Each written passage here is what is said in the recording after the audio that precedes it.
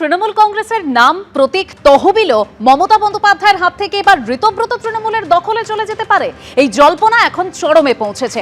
আমরা এই মুহূর্তে সরাসরি কথা বলবো, আমাদের সঙ্গে রয়েছেন মিজোরামের অ্যাডভোকেট জেনারেল বিশ্বজিৎ দেব। বিশ্বজিৎ দা, তাহলে আইনের দিক থেকে কারা এগিয়ে?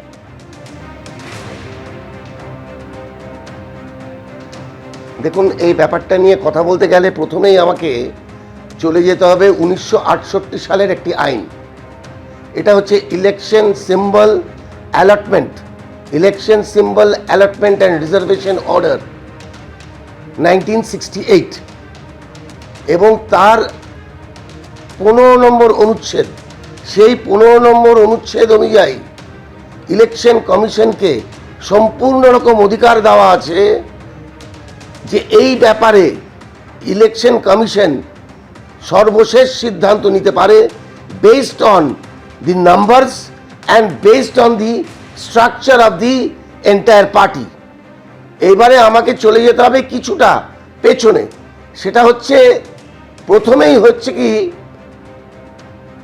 ইন্ডিয়ান ন্যাশনাল কংগ্রেস 1969-এ 1969 সালে যখন তাদের মধ্যে একটা স্প্লিট হয়, একটা নিচিলিঙ্গাপ্পা কংগ্রেস আর একটা জগজীবন রাম কংগ্রেস ব্যাকড বাই ইন্দিরা গান্ধী, এবং তারা দুপক্ষই জোড়া বলদ যে সিম্বল তখন কংগ্রেসের ছিল, তারা কিন্তু এই জোড়া বলদ সিম্বলটা তারা ক্লেম করে। কিন্তু দেখা গেল যে এটা নিয়ে ইলেকশন কমিশনের কাছে যখন যাওয়া হলো, তখন ইলেকশন কমিশন এই election symbol allotment and reservation order 1968-এর ভিত্তিতে ইলেকশন কমিশন কিন্তু জগজীবন রামের কংগ্রেসকে অর্থাৎ ইন্দিরা গান্ধীর ব্যাকড কংগ্রেসকে জোড়া বলদ সিম্বলটা দিয়ে দিল।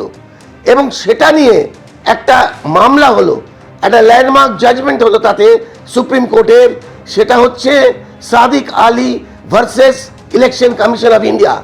যেই মামলাটায় সুপ্রিম কোর্ট বলে দিল যে 15 নম্বর অনুচ্ছেদ, এই 15 নম্বর অনুচ্ছেদ election commission election symbol allotment and reservation order, এই 15 নম্বর অনুচ্ছেদে যেটা বলা আছে এবং ইলেকশন কমিশনকে যে ফাইনাল অথরিটি দেওয়া আছে যে এই ধরনের ডিসপিউট হলে শেষ সিদ্ধান্ত ইলেকশন কমিশন নেবে, সেটাকেই সুপ্রিম কোর্ট আপেল্ড করলো। এইবারে আমরা পরপর কতগুলো ঘটনা দেখলাম, যেমনি ধরুন জয়ললিতা যখন মারা গেল তখন শশীকলা জোড়া পাতা সিম্বল ক্লেম করলো। এই ম্যাটারটাও কিন্তু ইলেকশন কমিশন ফাইনালি ডিসাইড করলো। এরপরে আমরা দেখলাম 2023 সালে একনাথ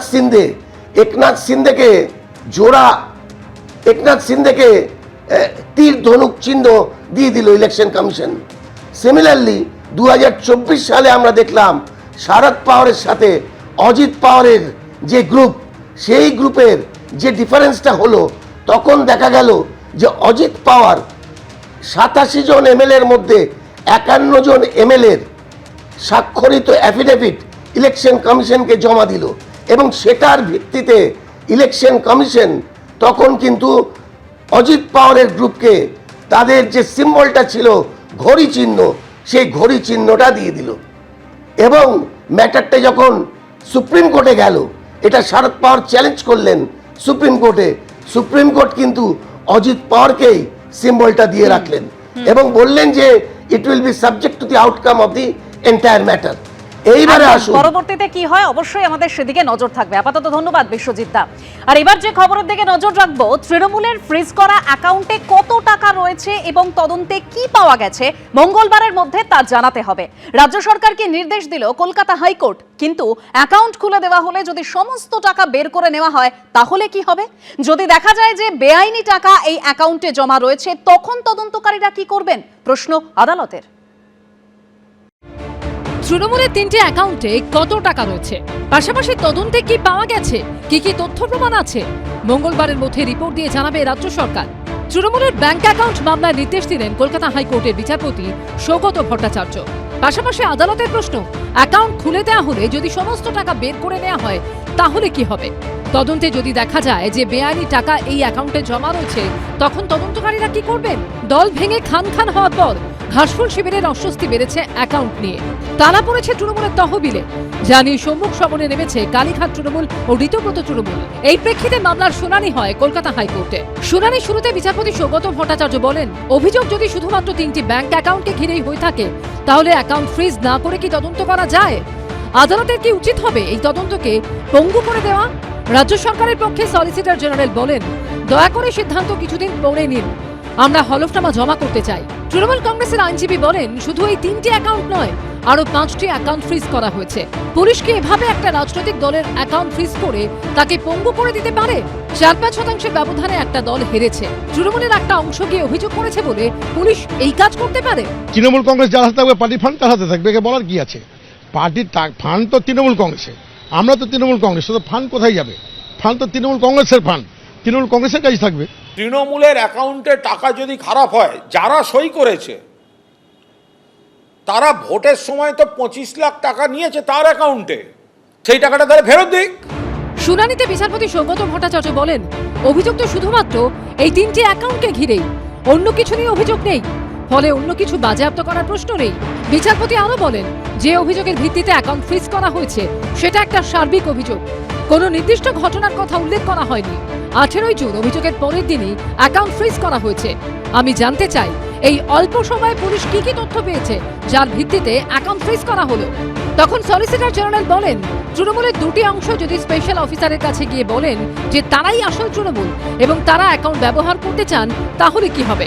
এখন অ্যাকাউন্ট ফ্রিজ করাই থাক, কত টাকা আছে সেটা আদালতের সামনে পেশ করা হোক, আমরা পুলিশের তরফ থেকে সব জানাবো, কি কি তথ্য প্রমাণ আছে, কিভাবে অর্থ পাচার হয়েছে সব জানাবো। পাশাপাশি প্রাথমিক পর্যবেক্ষণে বিচারপতি বলেন, আমি যুগ্ম স্পেশাল অফিসার নিয়োগ করতে পারি যাদের নজরদারিতে দৈনিক খরচ চালাবার জন্য এই 3টি অ্যাকাউন্ট ব্যবহার করা যাবে, তবে কোনো বড় খরচ করা যাবে না বা নীতিগত কোনো সিদ্ধান্ত নেওয়া যাবে না।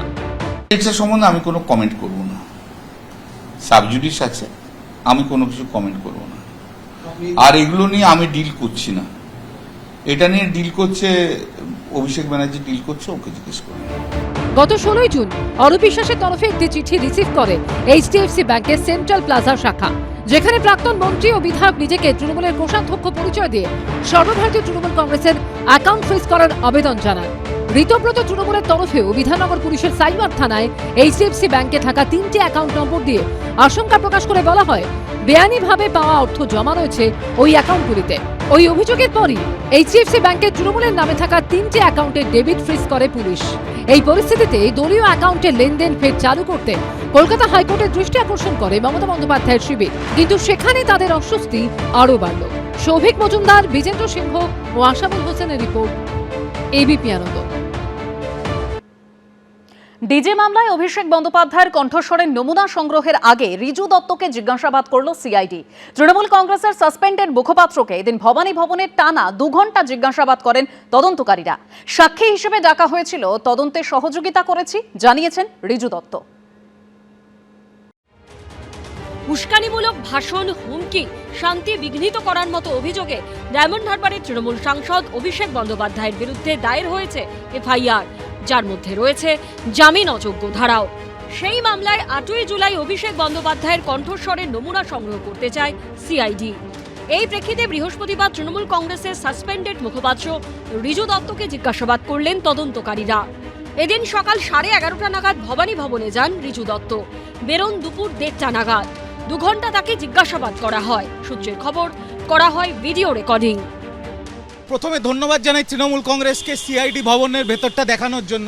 ওনারা অত্যন্ত ভদ্রতার সাথেই যা জিজ্ঞেস করেছেন, যেভাবে কোঅপারেট করতে বলেছেন আমি কোঅপারেট করেছি। ওনারা যদি আমাকে আবারও ডাকেন আমি অবশ্যই এসে কোঅপারেট করব। যিনি মূল অভিযুক্ত স্বয়ং অভিষেক বন্দ্যোপাধ্যায়, তিনি যা বক্তব্য রেখেছেন সেটা তো জনসমক্ষেই রেখেছেন। এখন উনি লুকোচুরি খেলা খেলছেন কোর্ট আর সিআইডির সাথে। আমি তো দেখছি অভিষেকবাবু বারংবার আদালতে যাচ্ছেন যে তিনি কণ্ঠস্বরের নমুনা দেবেন না বা দিতে চাইছেন না, এই কারণ। বাগুইআটি থানায় অভিষেক বন্দ্যোপাধ্যায়ের বিরুদ্ধে অভিযোগ দায়ের করেছিলেন রাজীব সরকার নামে এই ব্যক্তি। অন্যদিকে বিধানসভা ভোটের ফল ঘোষণার পর Riju Dutta social media post ঘিরে চাঞ্চল্য তৈরি হয়, যেখানে তিনি অভিযোগ করেন ভোটের পর খুন করার জন্য বিজেপি কর্মীদের তালিকা তৈরি করে রেখেছিল তৃণমূল। তৃণমূল কংগ্রেসের ব্লক ভিত্তিক, অঞ্চল ভিত্তিক, ওয়ার্ড ভিত্তিক লিস্ট তৈরি করা ছিল না বিজেপির নেতাদের, বিজেপির নেতাদের নামের লিস্ট তৈরি করা ছিল না, ব্লক ভিত্তিক, অঞ্চল ভিত্তিক, ওয়ার্ড ভিত্তিক, যে রেজাল্ট বেরোনোর পরে পেটাবেন?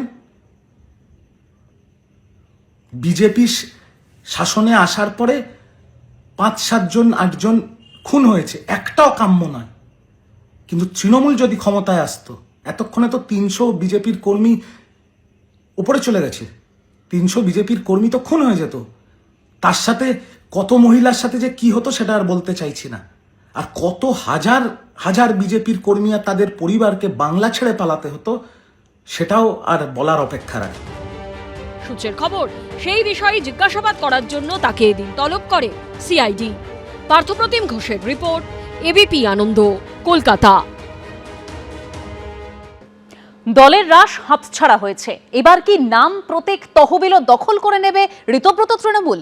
এ নিয়ে জল্পনার আবহে দিল্লিতে জাতীয় নির্বাচন কমিশনের দ্বারস্থ হলেন অরূপ রায়, ঋতব্রত বন্দ্যোপাধ্যায়রা।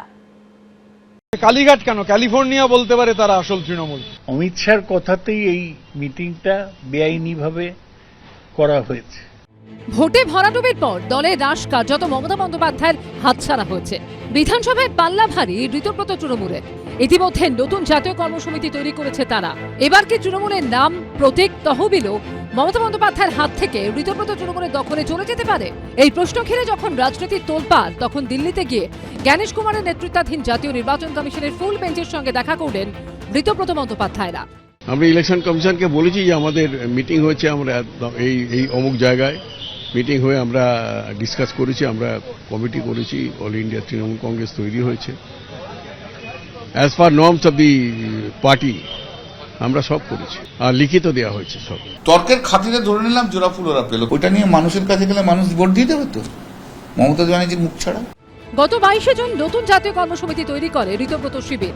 সেখানে মমতা বন্দ্যোপাধ্যায় বা অভিষেক বন্দ্যোপাধ্যায় কারো নামই রাখা হয়নি।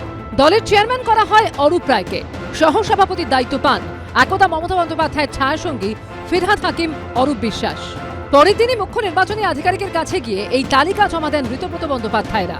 এবার অরূপ রায়ের নেতৃত্বে দিল্লি গেলেন ঋতব্রত বন্দ্যোপাধ্যায়রা। জাতীয় নির্বাচন কমিশনার জ্ঞানেশ কুমার সহ ফুল বেঞ্চের সঙ্গে প্রায় 45 মিনিট বৈঠক করেন তারা। নতুন জাতীয় কর্মসমিতির তালিকা জমা দেয়া হয়।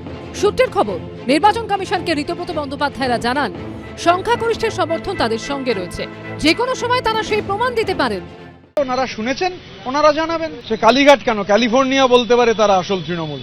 এটা কালীঘাটও ঠিক করবে না, ক্যালিফোর্নিয়াও ঠিক করবে না, নির্বাচন কমিশন ঠিক করবে না। এটা ম্যান্ডেটরি প্রসেস, এটাই নিয়ম যে আপনাকে কোনো একটা সেশন হলে, কনফারেন্স হলে ইলেকশন কমিশনকে জানাতে হবে। এখন আপনি সেটা সোশ্যাল মিডিয়ায় জানালে হয় না। নির্বাচন কমিশন জানিয়েছিল যে শুধুমাত্র অথরাইজ রিপ্রেজেন্টেটিভ, স্বীকৃত প্রতিনিধিরাই ফুল বেঞ্চের সাথে দেখা করতে পারে।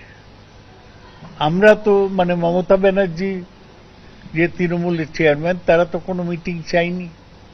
তাহলে এই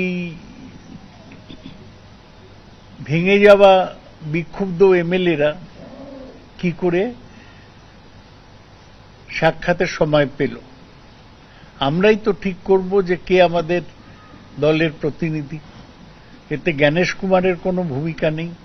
তৃণমূলের নাম আর জোড়াফুল প্রতীকের ভবিষ্যৎ কি? সম্পূর্ণ বিচারটা ইলেকশন কমিশন করবেন, তাদের একটা রিজনড অর্ডার দিতে হবে, and this order is judicial স্ক্রুটিনির চান্স আছে। একটা ইলেকশন সিম্বল যদি একটি পলিটিক্যাল পার্টির ক্ষেত্রে রেজিস্টার্ড হয়ে থাকে, তাহলে তার মধ্যে যদি ভাঙন ধরে, দুপক্ষকে শুনে করাটাই বোধহয় বাঞ্ছনীয়। অথবা এই ইলেকশন সিম্বলটা ফ্রিজ করে দিয়ে বলতে পারে তোমরা একটা ইলেকশন সিম্বল নাও, ওরা একটা ইলেকশন সিম্বল নেবেন, যে ইলেকশন সিম্বল দুটো তোমাদের যে অরিজিনাল ইলেকশন সিম্বলের সমান নয়। মমতা বন্দ্যোপাধ্যায় এবং ঋতব্রত বন্দ্যোপাধ্যায় উভয়ের কাছেই চিঠি পাঠিয়েছে নির্বাচন কমিশন। অল ইন্ডিয়া তৃণমূল কংগ্রেসের সাংগঠনিক নির্বাচন এবং অনুমোদিত স্বাক্ষরকারী সংক্রান্ত দুই পক্ষের দাবি ও পাল্টা দাবির প্রেক্ষিতে এই পদক্ষেপ নেওয়া হয়েছে। নির্বাচন কমিশন উভয় পক্ষকে আগামী সোমবার বিকেল 5:30টার মধ্যে তাদের লিখিত জবাব দেওয়ার নির্দেশ দিয়েছে। বিজেন্দ্র সিংহ ও কৃষ্ণেন্দু অধিকারীর রিপোর্ট, এবিপি আনন্দ। এবিপি আনন্দ, এগিয়ে থাকে, এগিয়ে রাখে।